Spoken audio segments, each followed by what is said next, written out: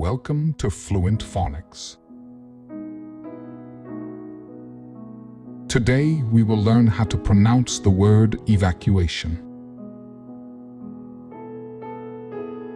Evacuation. Evacuation. Evacuation.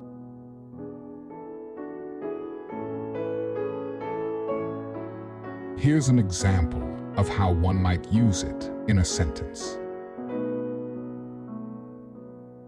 The evacuation of the town was ordered due to the approaching hurricane.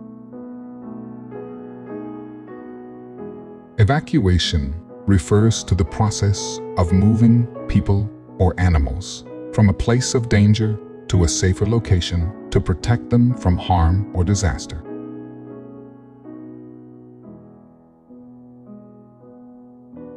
Thank you for your time. If you enjoyed this, please like and subscribe for further content.